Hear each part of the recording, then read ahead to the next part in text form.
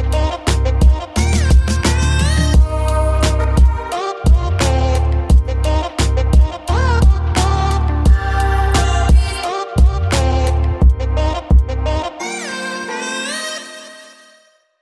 Sobat IMC dimanapun Anda berada, berjumpa lagi bersama saya Astri Ovi di YouTube series dari Cek Fakta Reproduksi Perempuan. Dan kali ini kita masuk ke episode dari sharing inspiratif.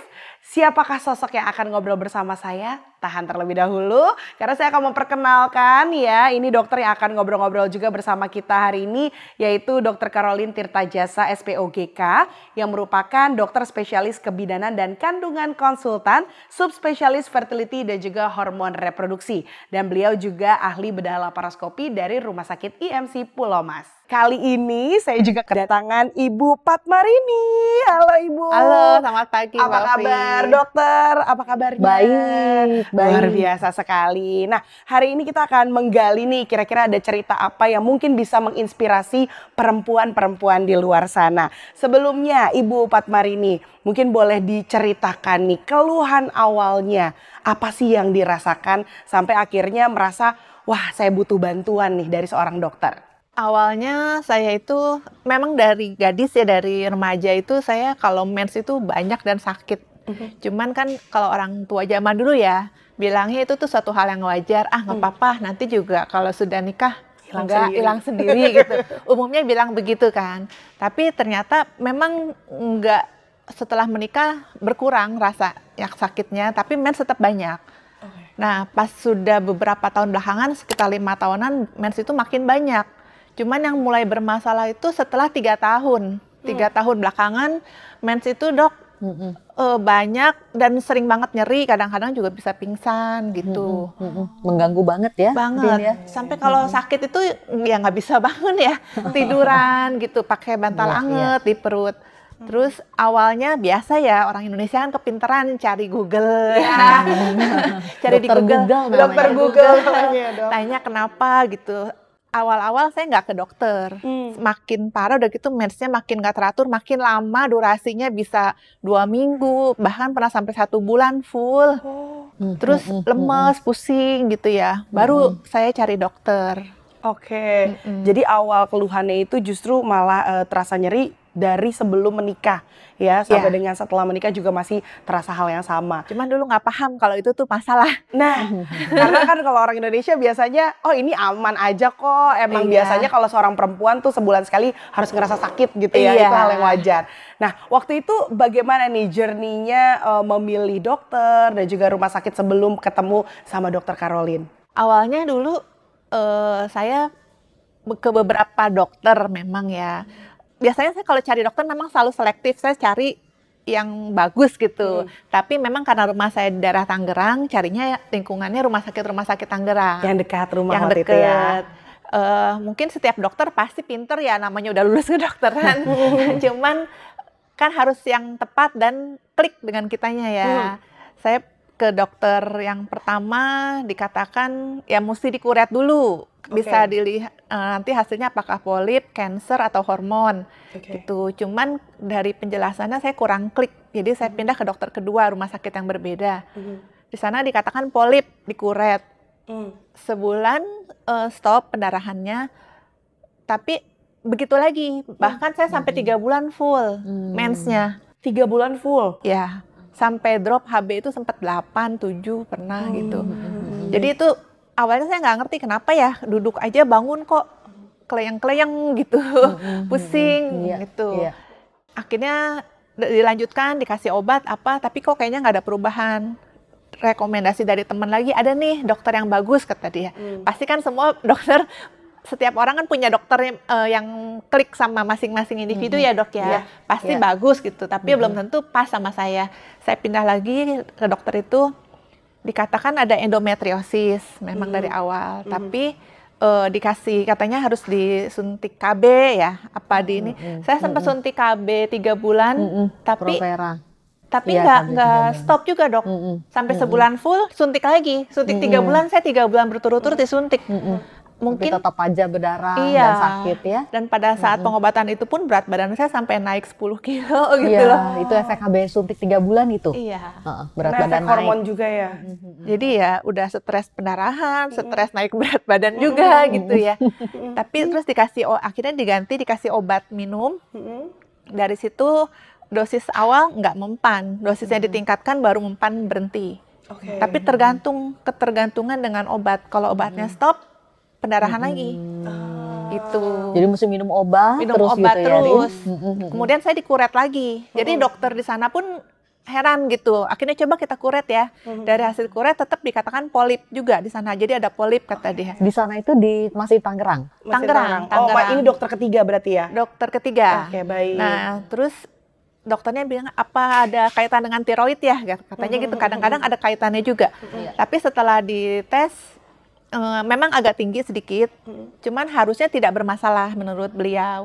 Jadi dicari ke arah faktor hormonal sebetulnya oleh dokternya. Tapi kemudian setelah diobatin tiroidnya selama sebulan full, tetap aja masih berdarah ya. Malah dindingnya lebih tebal lagi dan rahimnya tambah bengkak.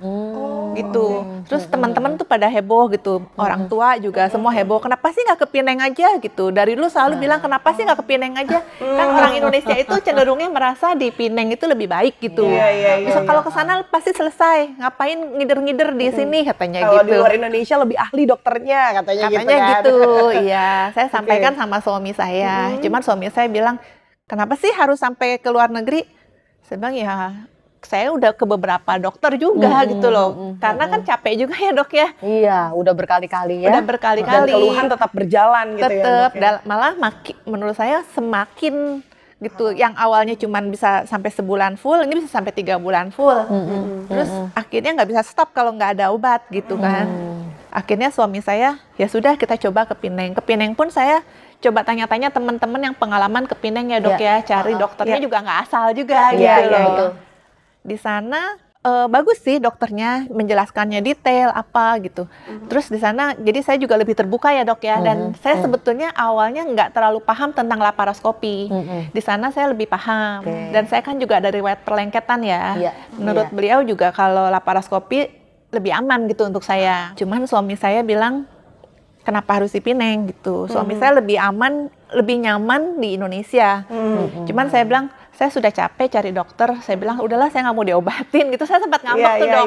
Saya bilang, udahlah biar aja saya udah biasa menjalani ini. Saking frustrasinya tuh ya, putus asa, kesel, marah, depresi, frustrasi ya. Iya. Itu rasanya dokter ya, terakhir sih bilang, kalau memang ibu mau ketergantungan dengan obat, terserah sampai menopause. Sampai menopause obat terus gitu ya. Tapi umur saya kan saat itu tahun lalu masih 44 ya dok ya. Jadi sampai kapan gitu menopausnya harus tergantung dengan obat. Beliau pun mengatakan akhirnya harus diangkat rahim. Terus saya tanya kalau angkat rahim itu digimanain dok prosesnya? Di sesar. Dia bilang, aduh saya tuh merasa gimana gitu ya. Itu yang di Pineng tuh? Enggak, yang di sini. Yang di sini. Yang dokter ketiga. Di Pineng laparoskopi disaraninnya. Tapi akhirnya ibu sudah nyampe ke sana, sudah nyampe ke Pineng akhirnya. Terus apa yang membuat ibu akhirnya gagal operasi dalam tanda kutip, tidak jadi di sana? Tidak jadi ke Pineng, tidak jadi operasi sana. Suami saya tuh dia khawatiran ya. Jadi kalau misalkan di negara orang, misalkan kita ada apa-apa, butuh darah kah atau kita urgent gitu kan, jauh dari keluarga, jauh dari kerabat orang yang kita kenal. Beliau lebih nyaman di Indonesia. Terus dia bilang, masa di Indonesia nggak ada dokter yang bagus? Dia bilang. Saya bilang, ya terserah kamu lah. saya sekarang ngambek ya? Iya, saya bilang terserah kamu aja. Kamu maunya gimana? Saya ngikut. Mau lanjut, mau cari dokter, kamu yang cari. Saya nurut aja. Langsung di Pineng juga. Suami saya yang cari-cari dok. Oh jadi lokasinya lagi di Pineng nih, cari-cari. Iya langsung. Opsi lain. Tanggal 18 sampai 19 Desember waktu itu selesai ketemu dari dokter. Malamnya di hotel, suami saya langsung searching. Nih ada nih dokter bisa laparoskopi juga, dokter kandungan juga, reviewnya oke kata dia. Dokter Caroline di MC Polomas dia bilang. Coba aja ke sana. Saya bilang ya udah terserah kamu aja. Akhirnya kembali ke Indonesia. Dan saat itu sebetulnya ada 2 alternatif dokter. Karena pas kebenaran teman saya nanya, lu ngapain di Pineng kata dia gitu. Saya cerita. Terus teman saya merekomendasikan ada dokter lain juga yang bisa laparoskopi di rumah sakit lain di Jakarta juga, Jakarta Selatan. Nah ini kan Jakarta Timur ya, ujung ke ujung. Saya sampaikan sama suami saya, cuman saya bilang ini ada juga, tapi saya tetap serahkan sama suami saya, terserah kamu mau nganter saya kemana, saya nurut aja. Nah, cuman namanya suami kan soulmate ya. Iya. Biasanya tahu nih yang mana yang terbaik untuk pasangannya dan ternyata sampai ketemu dokter Caroline. Benar. Terus ceritanya gimana, Rin? Coba terusin yang Jadi tadi waktu tuh. Kan ada 2 dokter nih Jakarta yang bisa laparoskopi. Iya. Nah itu pertimbangannya gimana akhirnya kamu nyampe ke kita saya? searching ke IG, searching IG-nya dokter Caroline gitu. Terus jadi kita prefer ke dokter Caroline dulu. Jadi waktu di Pineng pun kita putuskan, coba kita lihat di Indonesia. Kalau memang di Indonesia tidak ada dokter yang srek meyakinkan dan menjelaskannya bagus seperti di Pineng, kita balik lagi ke Pineng. Gitu. Ya nggak masalah, bolak-balik gitu. Tapi kalau memangnya di Indonesia ada, kita cari di Indonesia. Jadi akhirnya ketemu dokter Caroline, ternyata ketemu dokter Caroline juga nggak bisa langsung dapet ya. Pas suami saya yang daftar juga, suami saya bilang saya nggak mau daftar, kamu aja yang daftarin. Karena saya waktu itu udah malas berobat. Saya bilang, udah biar aja, saya sudah terbiasa dengan kondisi ini. Kalau sakit ya udah saya tinggal tiduran aja, saya bilang gitu. Cuman suami saya kan suka khawatir karena kalau saya lagi tiba-tiba sakit banget, nggak ada sinyal. Jadi bisa tiba-tiba keringet dingin, langsung langsung pingsan gitu loh, langsung drop gitu. Nakutin gitu, nakutin keluarga kayak gitu kan. Akhirnya ketemu suami saya yang daftar ke dokter Caroline, dapatnya minggu depan apa 2 minggu kemudian gitu dapatnya. Ketemu, ternyata penjelasan dokter Caroline pun sama seperti di Pineng dan USG-nya pun ternyata di sini bagus ya dok ya, alatnya gitu, kelihatan gitu loh. Jadi terus dokter Caroline juga ngejelasin juga detail. Cuman dokter ngasih resepnya kan suruh nonton YouTube ya. Saya tanya dok ada obat apa? Dia tanya YouTube ini gitu.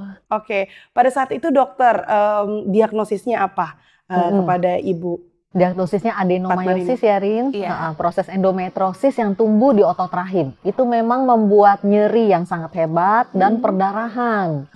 Makanya penderitaan bulanan, bahkan kalau sudah parah bukan bulanan lagi tuh, setiap hari merasakan. Dan sewaktu-waktu bisa kambuh kumat, bisa pingsan, sangat mengganggu aktivitas, pokoknya nggak bisa kerja, nggak bisa ngurus anak. Sekarang Rini lagi nih balik, gimana akhirnya ketemu sama saya, gimana ketemu ceritanya? sama dokter Caroline, first time bertemu dan konsultasi, apa yang ibu rasakan? Jujur ya, kalau dari teman-teman kan sering mengatakan kalau cari dokter kandungan tuh cowok lebih teliti katanya, lebih sabar katanya. Banyak mitos dan fakta di luar sana ya. Dokter perempuannya banyak yang jutek, pasti ngomongnya gitu ya. Katanya gitu. Sebelumnya saya memang pernah pakai dokter perempuan juga dok, waktu sebelum anak kedua ya. Cuman ada masalah dan jadi setelah itu cari dokternya kebanyakan memang laki-laki. Tapi ternyata ketemu dokter Caroline beda ya, detail juga gitu loh. Terus akhirnya ya sudahlah, saya awalnya takut ya untuk ini. Cuman dokter Caroline kasih resepnya YouTube, jadi saya nonton tuh. Enak ya resepnya. Iya. Jadi dari situ ya bikin lebih tenang. Cuman ada satu hal lagi, mungkin di luar sana juga banyak yang seperti saya ya, cari tahu lebih banyak lagi gitu dok. Betul. Jadi searchingnya bukannya PR YouTube dari dokter Caroline aja, cari YouTube lain juga gitu. Bikin saya tuh jadi tambah stres. Jadi suami saya tuh bilang, kan dokter Caroline ngasih tahu suruh nonton YouTube ini, ngapain lihat yang lain gitu, bikin stres. Cuman kita suka penasaran ya Mbak ya, gitu. Seperti itu yang dibilang nanti keluar anaknya dari bawah, digunting, dijahit dari vagina. Saya kan jadinya takut gitu ya, stres sampai sakit kepala, nggak bisa tidur. Tapi besoknya pas janjian ketemu dirawat di sini, nanya ya sama dokter langsung ya, dok maaf dok, ini nanti keluarnya dari mana? Ternyata dari laparoskopinya, katanya dikeluarinnya. Nah itu lebih tenang gitu. Nah setelah melakukan tindakan operasi, apa perbedaan yang sangat terasa yang Ibu Padmarini rasakan? Yang pasti pendarahan langsung stop. Dan bersih sama sekali. Dan sebetulnya setelah operasi itu saya rasa saya mau jalan juga nggak ada rasa sakit sama sekali ya. Cuman waktu itu saya masih pengaruh dari obat bius ya, seharian itu mual gitu, pusing, jadi nggak terlalu banyak gerak, banyaknya tidur. Cuman setelah itu saya merasa besoknya langsung enak. Bisa sih jalan, cuman lingkungan aja, keluarga gitu, anak, suami, orang tua. Jangan ini, jangan itu. Selalu khawatir, nggak boleh ini, nggak boleh itu. Saya sih ngerasa fine-fine aja sebenarnya gitu. Cuman ya udahlah, mereka khawatir, harus lebih berhati-hati, ya nggak apa-apa. Cuman dokter Caroline juga orangnya nggak terlalu banyak aturan ya. Makanya suami saya juga bilang, ini kayaknya, suami saya sampai bilang, ini satu-satunya dokter yang baru pertama kali dia temuin, yang apa-apa boleh. Dok, ada pantangan nggak? Nggak, yang penting makan sehat. Dok, boleh aktivitas nggak? Boleh, yang penting pelan-pelan aja atau apa gitu. Bertahap. Iya, bertahap. Maksudnya nggak terlalu banyak larangan apa gitu. Jadi lebih nyaman ya, pasien juga ya, Rin. Karena dari operasi laparoskopi yang dilakukan memang tidak banyak pantangannya ya, Dok ya. Itu enaknya kalau minimal invasive surgery karena lubangnya kecil, jauh lebih nggak sakit, sembuh lebih cepat. Malah saya suruh Rini udah boleh naik turun tangga pulang, bisa nyetir mobil metik jarak pendek, jalan pagi, aktif aja. Satu lagi, ternyata banyak juga ya teman-teman saya penasaran bekas operasinya seperti apa. Saya kan waktu itu masih tutup kan, jadi belum tahu. Setelah dibuka saya bilang, ini bekas operasinya bagus, cuman kayak dicakar kucing, saya bilang. Dia bilang, yang benar, iya, saya bilang cuman garis gitu doang. Makanya saya pas terakhir kontrol juga nanya, dok, ini di lem apa dijahit ya dok? Nggak kelihatan sama sekali bekas jahitannya gitu loh. Jadi harapannya sih nanti perutnya bisa mulus lagi ya Mbak ya. Seiring berjalannya waktu ya, bisa. Oke, tapi Ibu Patmarini mungkin untuk menutup sesi kali ini, ada yang mau disampaikan untuk perempuan-perempuan di luar sana yang masih berjuang dengan rasa sakit yang sama seperti yang Ibu Patmarini rasakan dulu? Mungkin orang-orang luar sana merasa kalau nyeri headnya banyak, itu merasa wajar. Tapi nggak ada salahnya kalau kita tanya sama orang yang paham ya, sama dokter obgyn. Kemudian kalau memang yang merasa ini, dan kita boleh kok ya dok ya untuk second opinion, third opinion, Boleh. apa berapa gitu sampai Sep- merasa nyaman ya dok ya. Seperti yang Rini bilang, harus klik sama dokternya. Nah, Iya ya, klik itu susah loh didapatnya. Buktinya kan Rini kan udah ke berapa dokter, menak Indonesia tuh kliknya kenapa sama saya, ayo?